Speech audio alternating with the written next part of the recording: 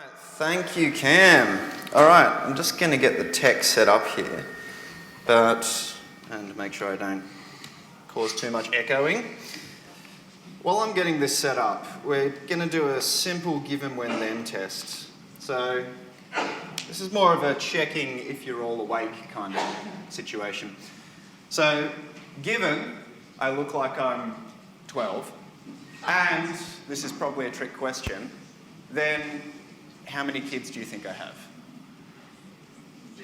I'm going to ask for a show of hands in just a second. And those of you that know me, this is cheating if you do anything. Okay, so let's start with 1. 12. All right, yeah, it's just that there's 1 is see if there's any engineers in the room. 12 is are there any trolls? Okay, good. We've got a decent population of both. Okay, so let's go a bit more realistic. 2, 3, 4, 5, 6. This is an unbound integer. 7. All right, okay. Well, look, the real answer is that I've got 5 kids. So there will be a question at the end for you all to try to guess my age. And having now done that, we should be able to summon the tech. Thank you to the tech gods. And extend. Start the presentation. All right, brilliant. So, for those of you that haven't already guessed, my name is in fact Dave. I run artificial intelligence and machine learning for Tricentis, but I didn't start out there. I grew up in testing. The first time I found a bug, I got hauled into the CIO's office. And this is because the first bug that I found, I was working at a superannuation company, so cheers to all my superannuation bros out there that I met earlier. And our system didn't have very good authentication management. And by that, I mean that there was a query parameter that said, is admin false? And if you went into production and set, is admin to true? Yeah. So combine that with the fact that our CIO was a member of the superannuation platform. My way of reporting the bug was to walk into his office with his superannuation statement printed out. Yeah. Correct bug, incorrect mechanism of reporting it. It started quite a fire, and it meant that I never kind of got that testers are the bottom of the pile thing, but I did get quite a lot of testers are extremely irritating. So, while Cameron was practicing his waterfall style of releasing one child every now and again, I've been doing DevOps since before it was cool. I started continuous release back in 2015. And this is my lovely family of children there, mostly boys with one girl, sparking a theory that we were trying for a girl. We weren't. This was just a happy accident. I've been in the testing world for over 14 years, and about 6 years back, I transitioned into Tricentis. Because while I was testing, I kind of did a bit of testing, a bit of tech, bit of testing, bit of tech. I couldn't really make up my mind where my passion lay. And then I found artificial intelligence. And I started working in the realm of artificial intelligence roughly 5-6 years ago, working on computer vision, transformers, and neural networks, for those of you that are also geeks on AI. I hold 2 patents in the world of artificial intelligence, primarily focusing around object detection and single-shot OCR. And if you want my LinkedIn, there it is. But it's also, I think, linkedin.com/David Colwell, because I managed to camp out the domain. So, what do I do when I'm not programming artificial intelligence? I like building things. I like building software. I like building hardware. This is some of my projects. And this is the reason I have 5 kids, because it makes the projects easier. So I like building boats, like that one up the top there I was building with my kids, and I like building furniture, mostly wood and resin artworks. Now what this means is that it started out as a hobby and it's become a second full-time job with one singular wife-based customer, and almost all the furniture in the house is now currently being built by me and the kids. So, a little bit about me aside, let's transition into the topic. Testing a learning system. Well, first, what is a learning system? It's a bit of a weird phrase to use. I Don't know if any of you have come across the concept of learning systems versus expert systems or algorithmic systems. But there's a lot of confusion about what AI is, what learning systems are, and one of my favorite definitions of what AI is the difference between machine learning or learning systems and AI is that if it's written in PowerPoint, it's probably artificial intelligence. If it's written in Python, it's probably AI. Now, that means that you're currently looking at a beautiful artificial intelligence right here, but it's more of a buzz to say the real dig in artificial intelligence is to do with machine learning. But machine learning is not all there is. A learning system is, in fact, any system that improves with respect to a task when given more exposure to it. I'll give you an example of a learning system. His name's Caius. He's 9 years old. And he improves with regard to sanding wood for my furniture the more exposure I give him to sanding wood. So it's my duty as a parent to give him as much exposure to that task as possible. So you also could be considered a learning system, strange though that might seem. You get better at your jobs of doing testing or even going for a run or riding your bike, given more exposure to that task. And if you look at the total world of these type of things that people would consider potentially learning systems, it's fairly broad. It goes from things like big data and analytics over to what we would traditionally think of as machine learning or deep AI. The most commonly considered learning systems are the ones that fall in kind of this blue bucket that I've kind of drawn around artificial intelligence, because the rest of them are mostly analytically based rules systems. So when we're talking about learning systems, we're going to be using this as our general guide as to what a learning system is. But since I already commented that learning systems are, not necessarily just code-based, let's try an experiment with all of these loosely carbon-based learning systems before me. So, this is not a trick question, because if I ask this at an engineering conference, I get quick answers. I ask it at a testing conference, it takes people 20 minutes. What is this? Airplane, thank you. There's a brave soul. We're going to try again, but I'd like some more noise. What is this? Airplane. See, we've only got one person that can answer what this is. All right, either you're not awake or I'm not asking the question clearly enough. What is this? A post-1970s passenger delivery vehicle. I am at a testing conference. Delivering passengers to space, apparently. Also, yes, good answer, sir. And what is this? We're going to try to get quicker. What is it? Hercules. Airplane, come on. There's only like 3 people awake. One more try. What is this? I saved it for the last one. You're like, it's probably an airplane, I think, maybe. The zombie apocalypse. Very good. They're all roughly airplanes. So now I'm going to ask the actually hard question, which is, how'd you know? Keep going. They were hanging in the sky. They were hanging in the sky, suspended from invisible force ropes. Yes. How did you know? Have you seen those specific aircraft before? Oh, yes. All of them? No. Oh, that's interesting. What set of rules did you use? Subconscious pattern recognition. Hey, subconscious pattern recognition. Yeah, you're a real good learning system, you are. And the final one was, how did you do it so quickly? Now, this one I was pre-prepared and I don't think is actually relevant for this conference because, to be honest, some of you it took quite a while. But you were able to process what is realistically an incredibly complicated question of processing that image and trying to figure out what it is, examining what is in your head a very, very complex set of rules, and you were able to resolve that set of rules for this gentleman over here in seconds, for the rest of you in 10 to 20 years. But that was a very difficult task that you did very quickly. And the reason you'd done it that way is because you've seen aircraft before. Your brain has developed this kind of knowledge as to what it is.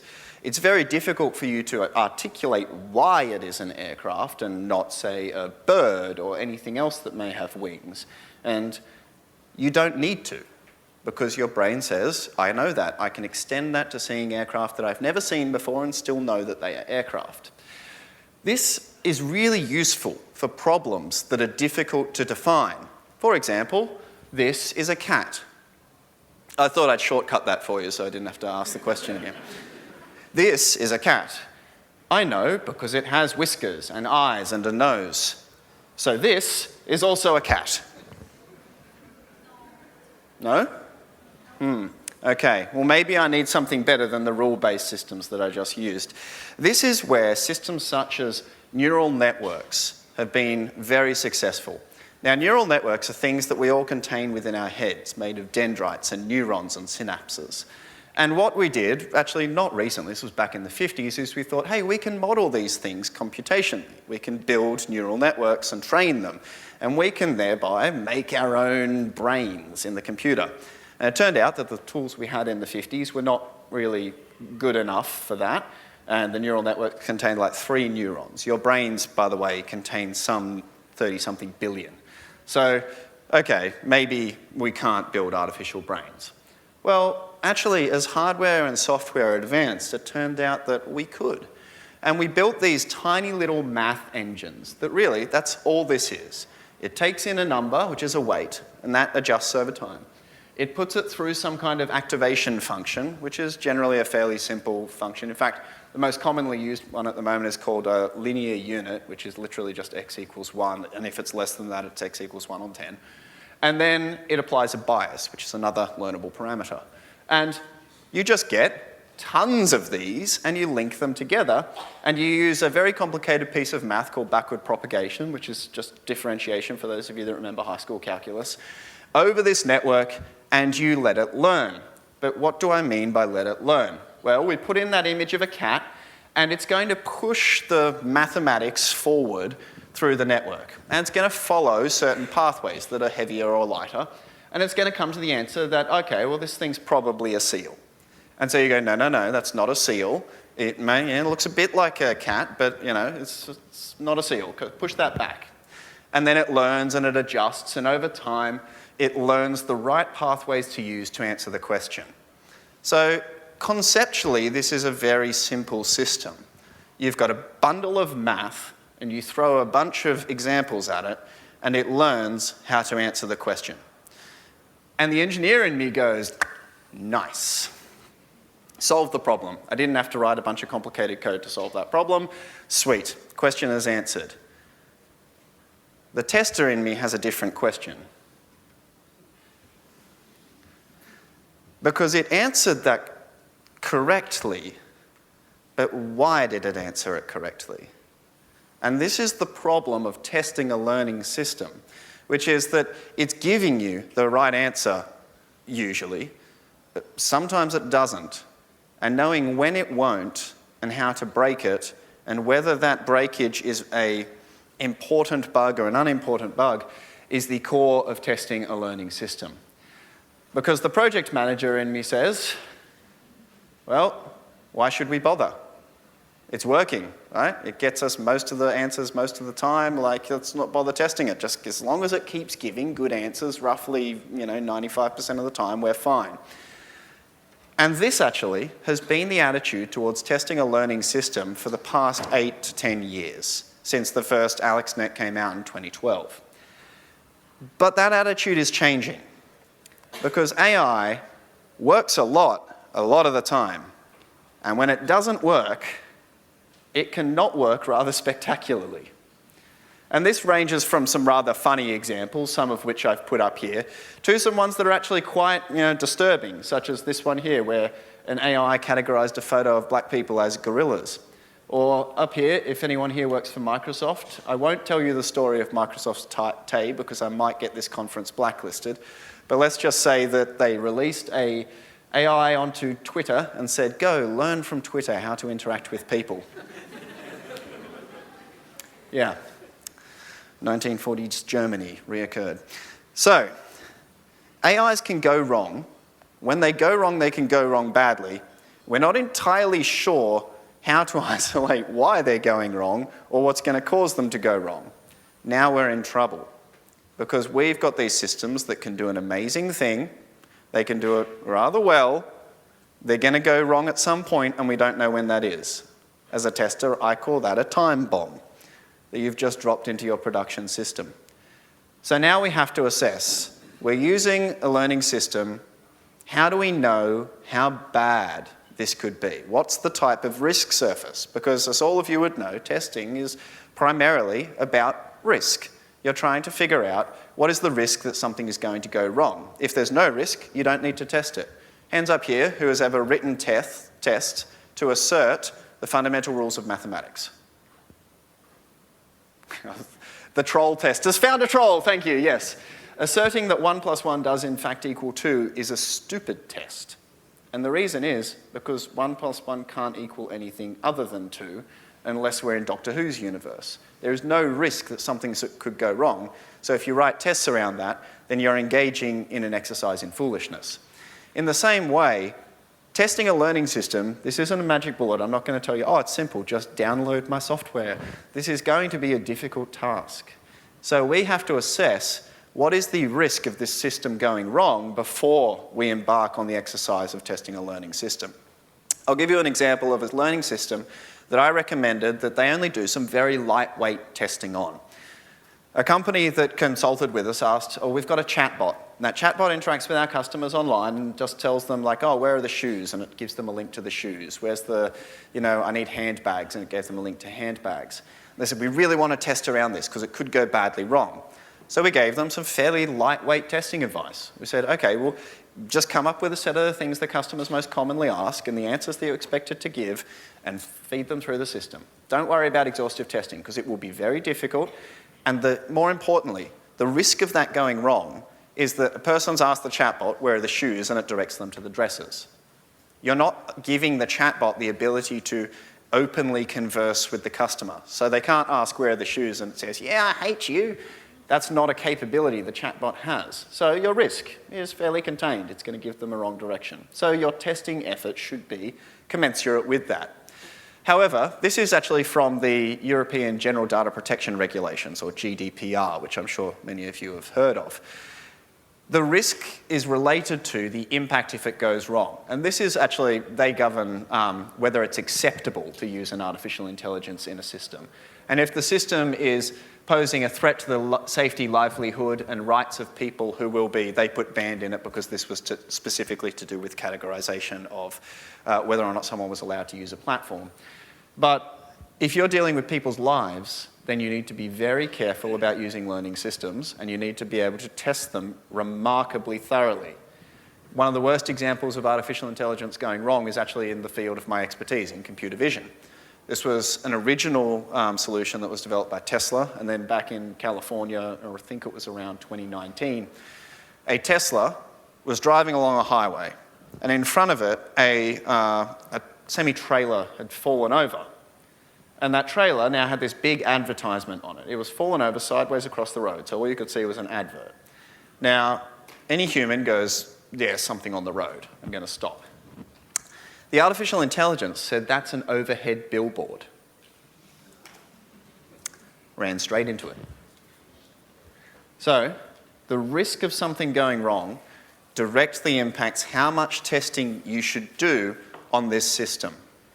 Okay, so let's assume for the rest of this talk that you're testing a system that has a decent impact on humanity. Because if you're testing a system that's like a chatbot made for you to talk to because you stay up late at night testing, yeah, have fun. I don't really care.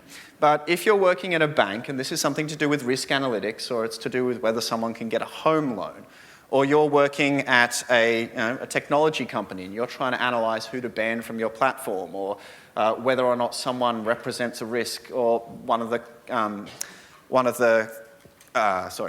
projects I was asked to consult on was in facial recognition and tracking. And those all sound like harmless, but you have to be really careful with those because you never know who's going to use them. So those ones where it's like looking at who should I be reporting to the police, high-risk systems. They're the type of things that we're going to be considering as our risk surface for the rest of the talk. So we've said it needs testing. We said we need to test it. Well, when you're testing any other system, what do you go back to? Test cases are what you test with. What do you use to develop your test cases? Requirements. Thank you. Yes, exactly. Well, brilliant. Let's find the requirements of our learning system. Okay. This is where the core problem of a learning system is. You test to assert the requirements have been met, but we've developed a system that figures out its own rules. Does that mean there's no requirement? Well, No, there is. There's a requirement known as accuracy. Like, how good should the system be at answering the question? And this is one of those big lies, is you say, okay, well, we've got accuracy, so I'm just going to give it tons of examples and I'm going to measure how well it does. And this is something that most testing professionals don't know about machine learning, but is something that you can ask for from your machine learning team or whoever it is that's implementing the system. A thing known as the validation data set. Now, what this means is you have a data set. This is a bunch of questions, what is this, with a bunch of answers, what it is. And you put them all through the artificial intelligence and it comes back and it says this is an airliner. That's considered a failure, unless, this could be an airliner, a particularly pig-shaped one. That is a datum, a specific entry in the data set. So what you do, and this is what the machine learning professional should be doing, so if you don't get answers on this, then you've got bigger problems than testing a machine learning system. During the training process, you partition out a set of this data and you never show it to the machine. So you say, here's a bunch of examples. These ones over here are super secret. I'm hiding them. These ones over here, you're going to see. So you show the machine all these examples and you then validate whether or not it's good by testing it on this validation data set. Now, this is kind of maybe 2018 way of doing it. The best practice actually is to partition into 3 groups: a training data set, a validation data set, and a testing data set. Because when people partition according to training and validation, there's a potential overlap where they partition some of the training data out into the validation data set. The main difference between these is this data set here, the training and validation, can come from a common source. So, for example, if you were looking at a system for predicting house prices, and you got all of your data from Domain, then you could pull all of this data from a common source. You say, all this can come from Domain.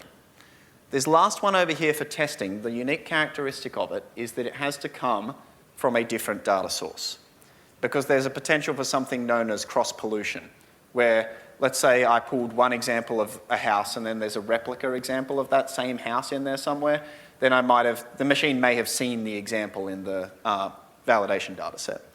So if you are testing a learning system, the first question you ask of the people doing the implementation is, show me the results from the validation and testing data sets. Because those are effectively a big bundle of automated test cases. This is actually training and validation data from our own internal projects when we built a product called Vision AI. And I'll dig into that in a bit because it provides a useful case study. But there was over 800,000 data entries in the validation and testing data sets. That sounds like a lot, right? That's 800,000 automated tests that are being executed. And to be honest, it is a lot. But the answer of how many of these tests passed or how many of these tests failed gives you this requirement. That requirement is a degree of accuracy. So here we've got a very simple example. The requirement was that it needs to be 85% accurate, right? Is this okay? Well, according to the requirement, it is. Up here, we've got the example of the test score. Training scores are always going to keep going up. The machine can almost infinitely learn the training data. So if you keep training and training and training, eventually you'll get 100%. That doesn't matter. What matters is how well the machine is doing on the test data set. So you say, okay, it's above the line. It's above 85%. This is the moment when most people will push the go live button on their learning system. They'll say, the requirement was 85, we've met the requirement, well done testers, your job is done. This is where we need to start pushing back. Because what that means is that according to the data set that's been sourced from somewhere, according to biases of someone that may or may not be representative of what will happen in real life, the requirement has been met. If you dig into that data set, you'll find that there will always be areas where that requirement has been breached. And your job as a tester is to figure out if those areas are meaningful, problematic bugs, or if they're just natural. Machine learning will always have a degree of inaccuracy. There will always be areas where it does not meet the accuracy benchmark if you dig in deep enough. The question is that important? This data set was taken from a work hour per week. It's some basic demographic data. And the machine was trained to try to give a predictive answer as to how likely the person was going to be to burn out, given these different categories. And if you look here, some of these datas, like over here where we've got state government working 55 to 99 hours per week, it's below the bar. So we looked at that original data set where 85% was okay, and now we've done what's called a confusion matrix. And it's called that because everyone finds them confusing. No, it's the real name for it, but the actual reasoning is because you're trying to confound the data. You're looking for intersections between the two. So in this confusion matrix, we see, okay, all these, great accuracy, great, yeah, sketchy, okay, now we're below the bar. That doesn't mean that you necessarily have a big problem. This just means that we need to investigate it as testers and figure out if something's wrong. At an organization that I consulted for back in 2015, they had an example of a AI that was accurate up to the high 99s. So, whew, amazing. However, when asked to predict the same thing for Indigenous peoples, its accuracy was 70%. So that's like orders of magnitude down the accuracy spectrum. But because they only had a very small set of Indigenous peoples in their data set, the overall accuracy was high 99s. So that's where looking at this particular intersection gives you that insight to say, okay, I've noticed a problem here. This is potentially a bug in a learning system.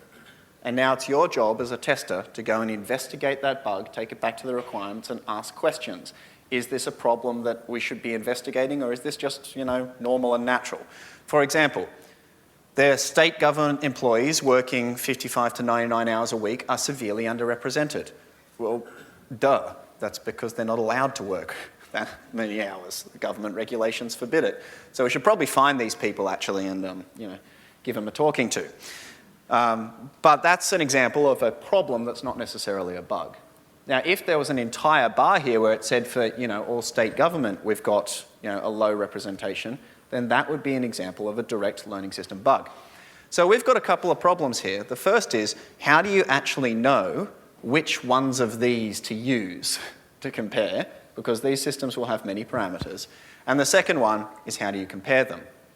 Oh, and I've managed to flatten the battery on the clicker.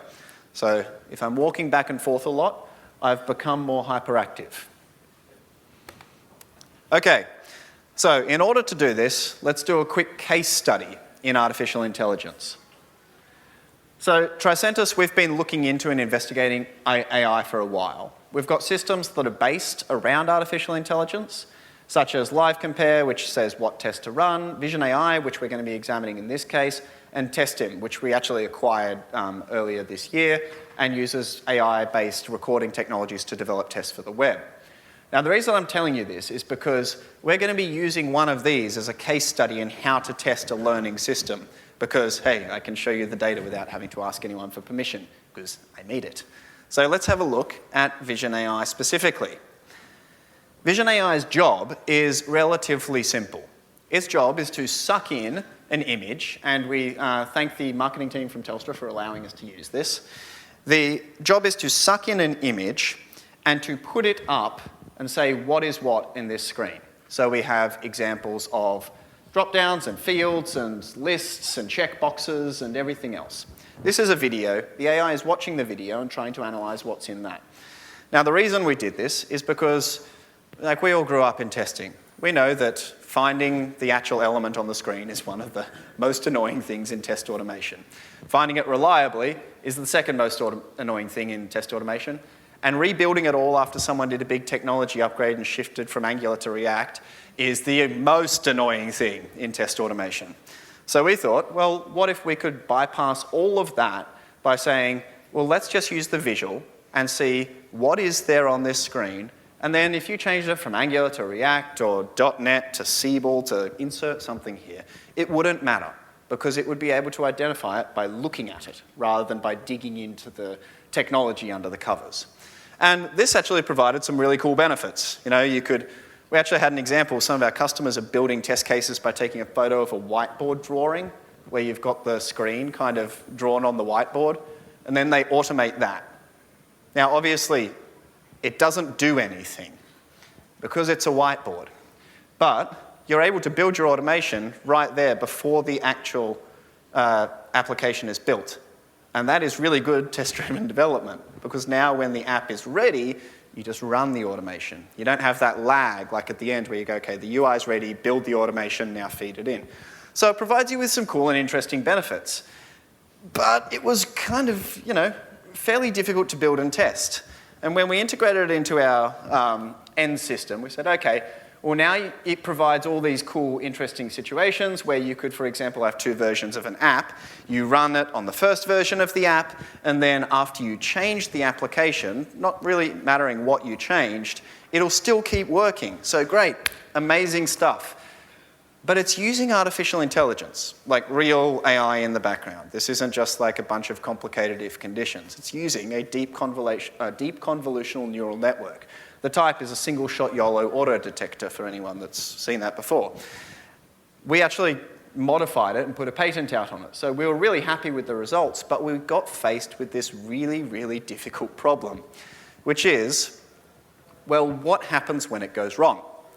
Because our customers are using this to automate their systems. So if our AI suddenly decides, look, I was 99.2% accurate, we've retrained, I'm 99.3% accurate, but that table that someone was using is now an image. Well, oof. Suddenly their automation tests are breaking. And they're coming back to me and saying, my automation tests are breaking on your platform. So we've got this really difficult balancing act. A system that is continually learning and the requirement for that to have stability. So how do you actually go about testing this system? How do you make sure that a system that has no implicit rules and is continually changing is operating correctly? Well, we actually pulled out what's known as features. So within an artificial intelligence, you'll feed it information. The example we got earlier with like where you worked and how many hours per week you worked, those were known as features. Our artificial intelligence for computer vision has more features than you can count. There's 6 million features going to the actual initial input. So I'm not going to show you a 6 million dimensional megacube here to show you which parts of that matrix matter.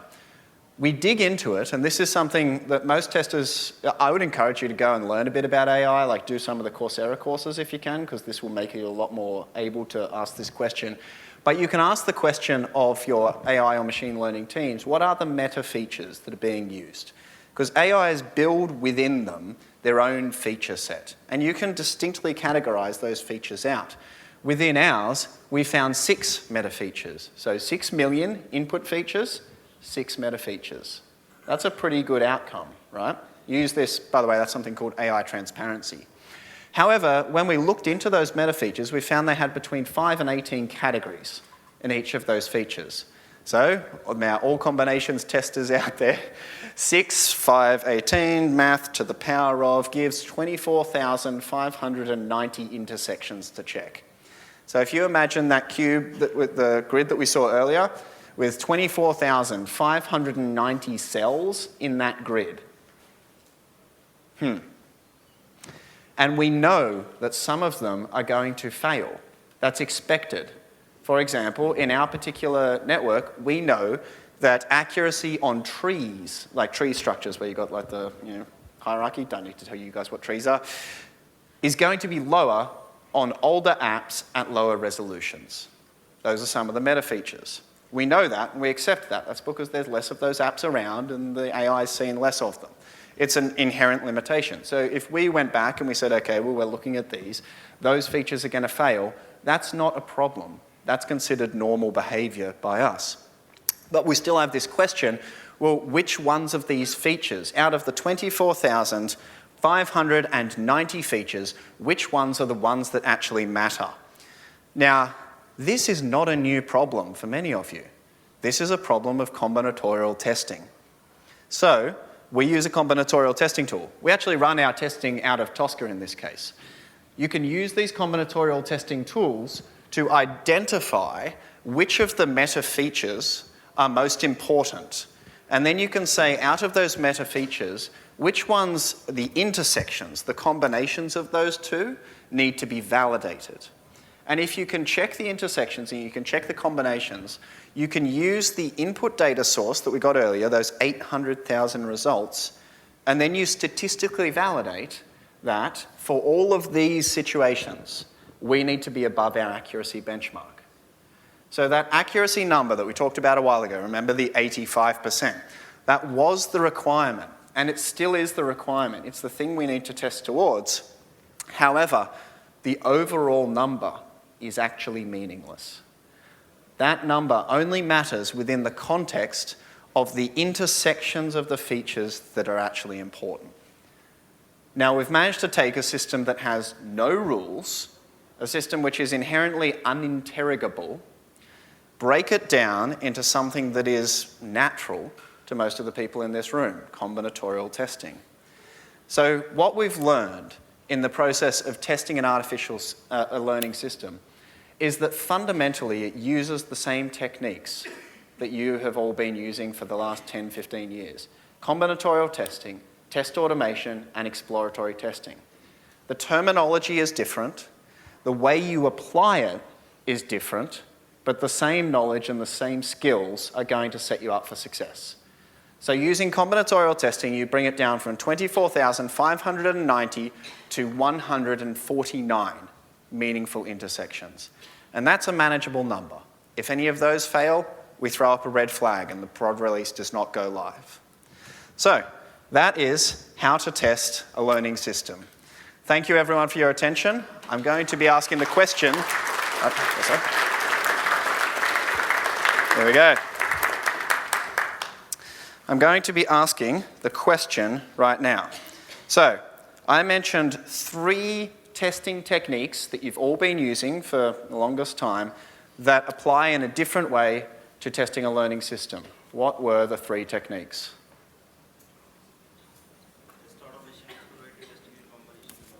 Well done. Well done down the front here.